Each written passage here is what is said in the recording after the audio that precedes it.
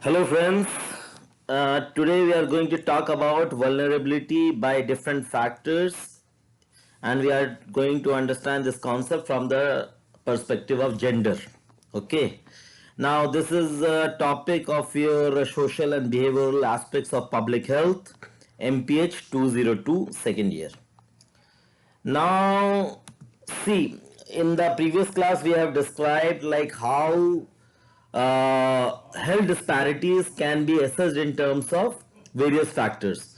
So we have already discussed regarding the race, and we have already discussed regarding the in terms of your color, okay, and ethnicity. Now we are going to talk about the aspect of vulnerability from the perspective of gender. Now, as you all know, like gender is a very important criteria for assessing this vulnerability. And in order to understand this concept, we need to first recognize that what is the distribution of the various health conditions in context to the other factors, which is different from the biological factors. Okay. So in a society, we need to understand like how the systematic health differences takes place in context of inequitable distribution of resources, in terms of hindered access to the health services, in terms of their education, in terms of the various social and the economic factors. कहने का मतलब ये है भाई कि gender एक important criteria है, और हम सबको पता है, देखिए, मर्द और औरत समाज के अंदर दोनों बराबरी का दर्जा रखते हैं, बट क्या वो बराबरी का दर्जा रखते हैं जब हम हेल्थ डिस्पैरिटीज की बात करते हैं? इसको समझना बहुत इंपॉर्टेंट है। तो इसलिए मैंने कहा कि हम इसको समझेंगे फ्रॉम द कॉन्टेक्स्ट ऑफ कि डिस्ट्रीब्यूशन ऑफ रिसोर्सेज दोनों को कैसे मिलते हैं। मिलने बराबर चाहिए, बट क्या वो मिलते हैं? सेकेंड एस्पेक्ट कि access to health care services, availability of the health care services, affordability of health care service दोनों में बराबर होने चाहिए, बट क्या वो होते हैं? अगर नहीं होते हैं तो क्यों नहीं होते हैं? क्या उसके लिए जेंडर कोई वजह है? अगर उसी तरीके से अगर हम कहते हैं कि better education will lead to better access to health, तो क्या वो बेटर एजुकेशन दोनों के पर्सपेक्टिव में सेम है कि नहीं है? और कौन कौन से ऐसे सोशल और इकोनॉमिक फैक्टर्स हैं जो इसको हेल्थ के डिस्पैरिटीज को इफेक्ट करते हैं, और हम उसको जेंडर के कॉन्टेक्स्ट में समझने की कोशिश करेंगे। ओके, सो जैसे आपने देखा है कि कहीं पे भी अलग अलग टाइप का जेंडर डिस्क्रिमिनेशन होता है, सेक्सुअल हरासमेंट है, या इन टर्म्स ऑफ एक ग्रुप को, मतलब फीमेल्स को मेल से कम आंका जाता है, और ये बेसिकली इसकी उत्पत्ति कहां से हुई है ना, from where does it from what, why does it happen, from where it is coming. तो इसके लिए बेसिकली सोशल और कल्चरल कस्टम्स और हमारे फैक्टर्स जो है समाज के, वो बहुत रिस्पॉन्सिबल हैं। एग्जाम्पल के तौर पे अगर हम देखें तो पूरी दुनिया में जेंडर बेसिकली एक डिस्क्रिमिनेशन का इंपॉर्टेंट टूल है। एग्जाम्पल के तौर पे अगर हम न्यूजीलैंड की बात करें तो 1893 तक उनको वोटिंग के राइट्स भी नहीं थे। सिमिलरली सऊदी अरेबिया के अंदर हमने देखा कि 2015 अगस्त 2015 में उनको वोटिंग के राइट्स आए, है ना, बेसिकली। और उसके बाद में हमने ये देखा रिसेंटली कि उनको ड्राइविंग के राइट्स आ गए। उसी तरीके से अदर जगहों में, है ना, हमने देखा कि इम्बैलेंस है सोसाइटी के अंदर इन terms of law making between the main and the women. एक बड़ा इंटरेस्टिंग कॉन्सेप्ट इसमें यह है कि equal pay for equal work का कॉन्सेप्ट था। तो फर्स्ट वर्ल्ड वॉर के बाद में दुनिया में ऑलमोस्ट लाइक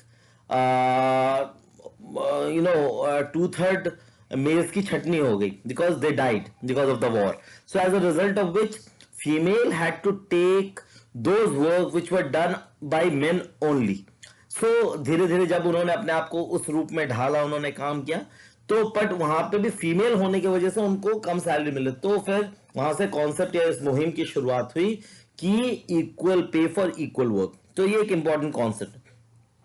सिमिलरली एक बहुत इंपॉर्टेंट सोशियोलॉजिस्ट हैं लियान चेन, उन्होंने बोला कि men hold more political power than the women. अब आपको पता है लॉ कहां बनेंगे, वो पार्लियामेंट में बनेंगे। अब जैसे इंडिया में ही फीमेल्स के लिए कोई अभी तक ये 33% जो आरक्षण देने की बात थी फीमेल पॉलिटिशियंस को, वो अभी तक है नहीं, ठीक है।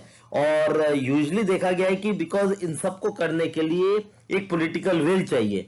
अब पार्लियामेंट में throughout the world parliament के अंदर कितने % फीमेल रिप्रेजेंटेशन है मेल के कंपैरिजन में, और ये समझना बहुत जरूरी है because they are basically considered to be the gate keepers of the policy making. और जब तक लॉ इसको इक्वल नजरों में नहीं देखता, जब तक ये पॉलिसी मेकिंग में चेंज नहीं आता, तब तक समाज में चेंज आना बहुत मुश्किल है। और इसलिए इसकी बेसिक शुरुआत जेंडर डिस्क्रिमिनेशन की पॉलिटिक्स से शुरू होती है। सिमिलरली अभी देखा गया है कि यूनाइटेड नेशंस हमेशा से बोलता आ रहा है, जेंडर इक्वालिटी की टर्म्स में बात करता है, लेजिस्लेचर की टर्म्स में बात करता है, और जेंडर एम्पावरमेंट की बात करता है, बट वो एक्चुअल टर्म्स में जब हम इंप्लीमेंटेशन की बात करेंगे तो कितने हद तक पॉसिबल है, that needs to be seen in totality.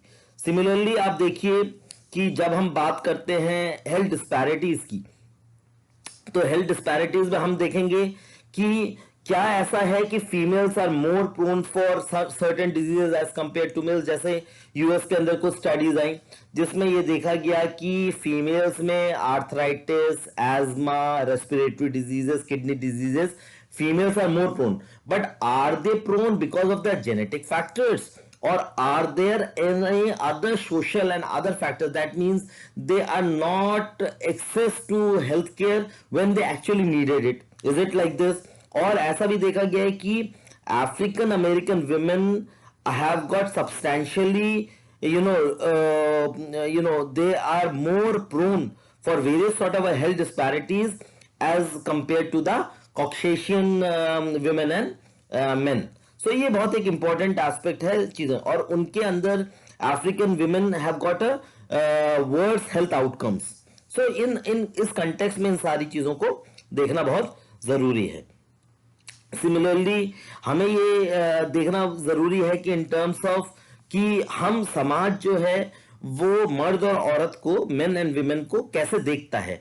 Main को क्या ज्यादा सोशली वैल्यू किया जाता है, are they considered to be more competent than women in certain field, and that's why they are more. जैसे कि एग्जांपल के तौर पे पर्टिकुलरली नॉर्थ इंडिया में अगर हम देखें तो इन टर्म्स ऑफ चाइल्ड, एक मेल चाइल्ड की हसरत पेरेंट्स को ज्यादा होती है, जो अभी धीरे धीरे करके इसको केटर किया जा रहा है, इसको समझा जा रहा है और इसको काउंटरैक्ट किया जा रहा है सो दैट फीमेल फिटिसाइड ना हो।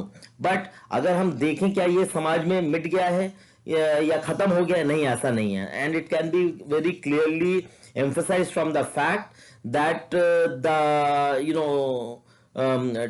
बेसिकली जो मेल और फीमेल का जो रेशियो है, जेंडर रेशियो है, वो हमने देखा है कि जो स्टेट्स हैं जैसे हरियाणा है, उत्तर प्रदेश, उसमें मेल और फीमेल जो है डिस्पैरिटी बहुत ज्यादा है इन terms of numbers. So this is a very very important fact. Similarly जो हम लैंग्वेज यूज करते हैं, जैसे हम कभी कभी हमने देखा है कि it also reflects in terms of behaviour. जैसे we use certain sexist language which is very derogatory, and it basically promotes your male superiority.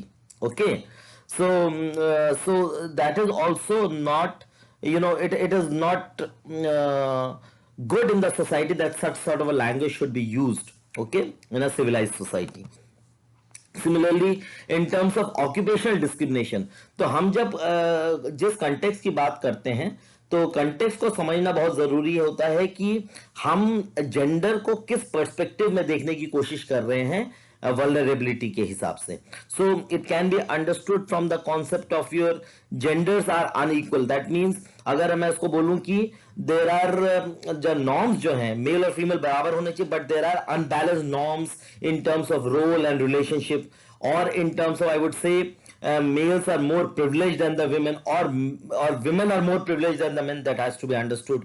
Or in terms of ki whether one group, that is the one sex, male or female, they are enjoying more rights and opportunities as compared to the other. तो इस perspective में इस सारे concepts को, gender की परिभाषा को समझना बहुत जरूरी है। सिमिलरली जब हम बात करते हैं ऑक्यूपेशन की, तो ऑक्यूपेशन में क्या मेल और फीमेल को, जैसे मैंने अभी आपको एग्जांपल दिया, क्या is the concept of equal pay for equal work, is it there? जैसे हम फिल्म इंडस्ट्री में हम बात करते हैं, इंडियन फिल्म इंडस्ट्री में hero are more paid than heroine, why it is so? Okay, दोनों को बराबर का क्यों नहीं मिलता? तो इसको लेके भी एक मुहिम छिड़ी। सिमिलरली जैसे मैंने आपको बताया wage discrimination, in 2008 female employment rates have expanded and therefore gender employment and wage gaps have been narrowed everywhere now, especially in the western world, but India में ऐसा नहीं है। बट स्टिल वो कॉन्सेप्ट में ये देखा गया है कि average women still have got 20% less chance to have a job and they are even paid 17% less as compare to the male. It is seen in the European countries. Similarly अगर female उस work के लिए तो क्या उसको tokenism के तरीके से देखा गया है? क्या हम कोई सेक्सिस्ट कमेंट पास करते हैं, या मेल वर्कर्स का एडवांटेज ज्यादा है, या female are prone for discrimination in terms of कि फीमेल को हरास किया जा सकता है इन टर्म्स ऑफ सेक्सुअल? जैसे आपने पढ़ा होगा Vishakha committee. Vishakha committee was formed in the year 2011 in order to take care of the sexual harassment cases which takes place in an organization. Okay, so it has been seen in totality, और इसको भी हम vulnerability के concept के साथ में जोड़ सकते हैं। Then in terms of gender identity, okay, तो मैंने आपको कहा कि जेंडर सेंसिटिविटी इस केस में बहुत जरूरी होती है। तो जब हम जेंडर आइडेंटिटी की बात करते हैं तो gender discrimination is basically discrimination which is perceived on the basis of actual और perceived gender identity. Okay, so in terms of male है, फीमेल है, या ट्रांसजेंडर है, तो ये बहुत इंपॉर्टेंट होता है कि अगर किसी को एक जॉब के लिए कोई कॉलम होता है वहां मेल फीमेल है, बट क्या हम ट्रांसजेंडर को भी, अगर वो क्वालिफाइड है, तो क्या हम उसको इक्वल नजर से देखते हैं कि नहीं देखते हैं, है ना?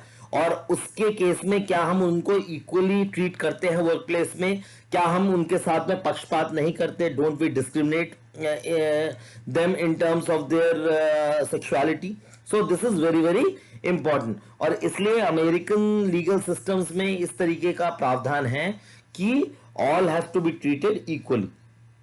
So that means the concept from here what we lead to is basically the concept of gender blind. So we have to ignore all sort of gender norms, role relationship, okay, gender based discrimination नहीं होना चाहिए, and then everybody has to be treated fairly irrespective of their gender.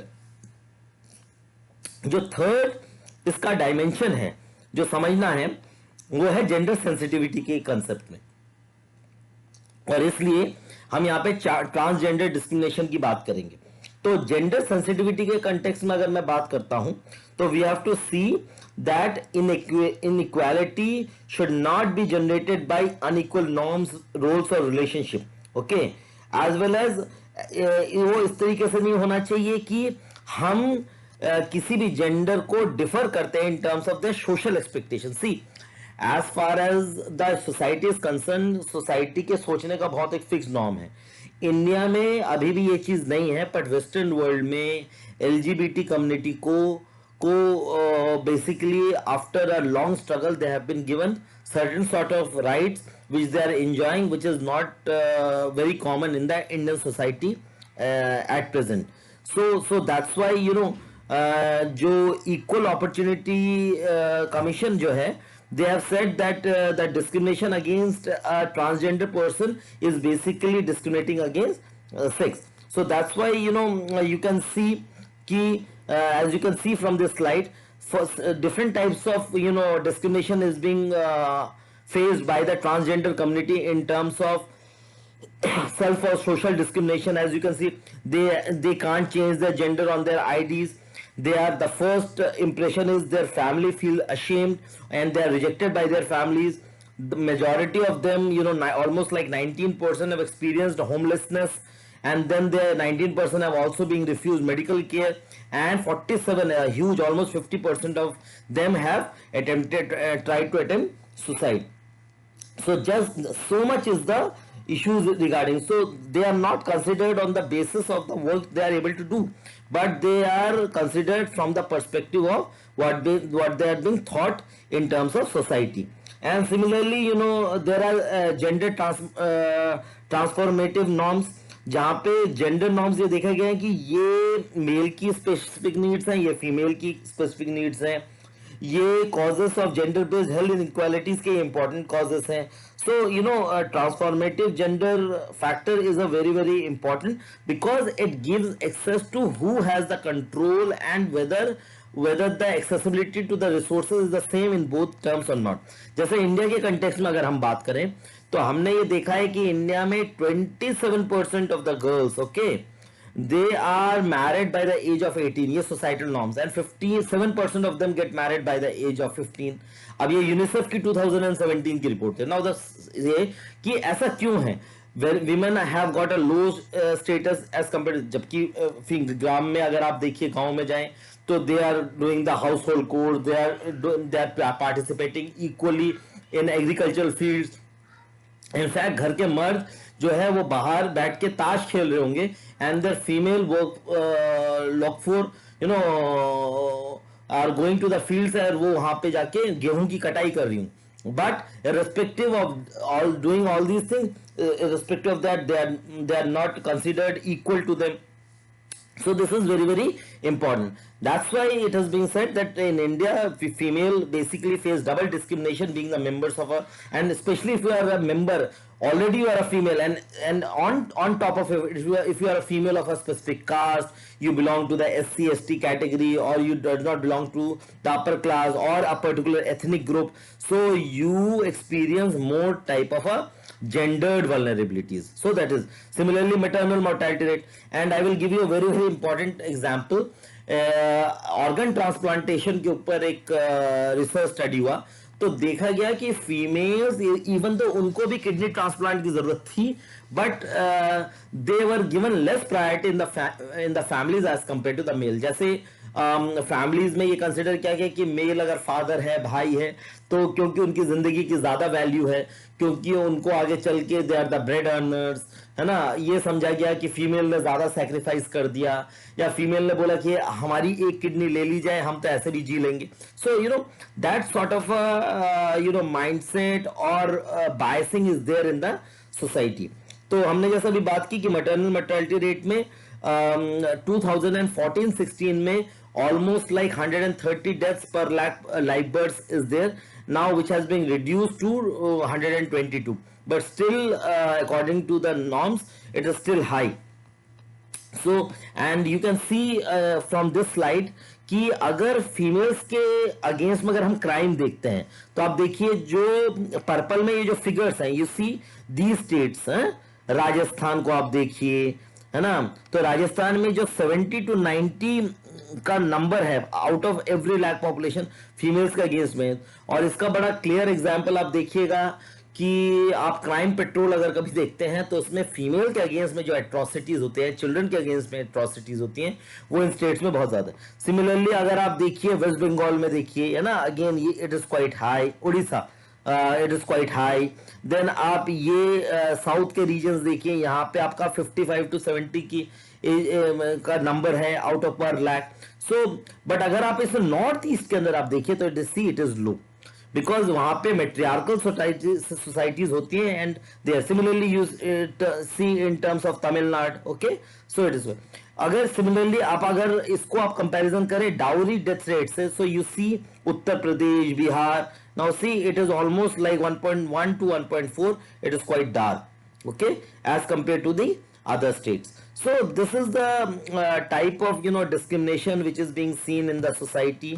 और similarly जैसे maternal mortality rate में हमने कहा कि 617 deaths, okay, between 15 to 49. तो ये अर्बन और रूरल में अगर देखा जाए तो वहां पे भी डिवाइड नजर आता है. तो वो डिवाइड क्यों है, क्या उसके पीछे के इंपॉर्टेंट रोल्स हैं, क्या ऐसे फैक्टर्स हैं जो इनको बढ़ावा देते हैं, whether it is because of the socio economic condition, whether it is because of the health, because of the education, and why do female face more violence, and what is the effect of violence on their health.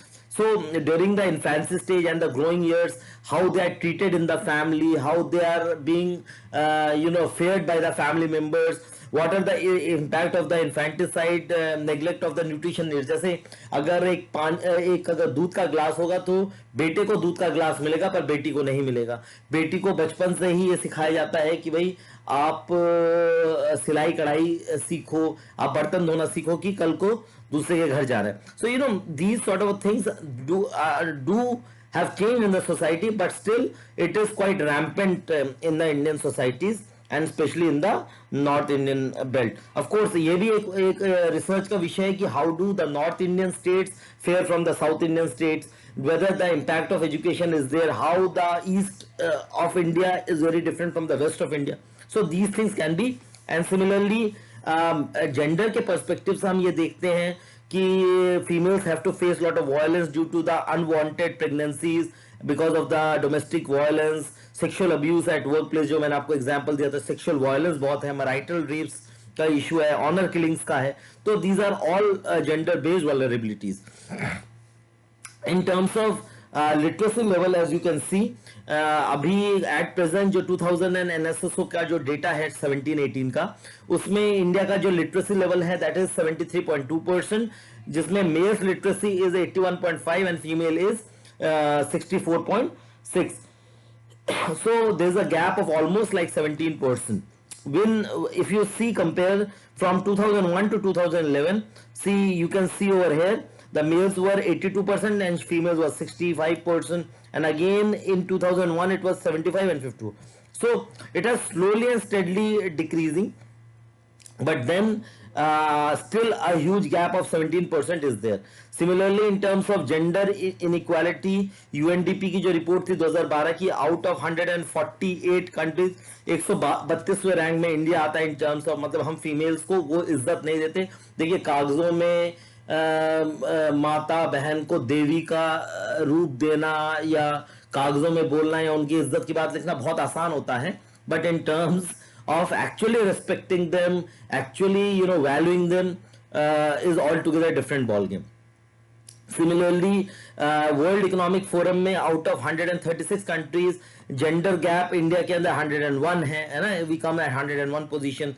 And in terms of OECD 2012 के data के हिसाब से social institution and gender index में again India comes at 56th position out of the 86. So you can see where we are right now, and we have to do a huge mammoth work as far as the gender inequality is concerned, and in terms of health disparities, so that our women are respected more, they feel a part of the society more, they are being valued more, and the health disparities can be kept to the minimum. Thank you so much for the patient hearing. So we will be meeting you soon with the next class about vulnerabilities, okay, which is again an important topic of your social and behavioral aspects. And thank you so much once again.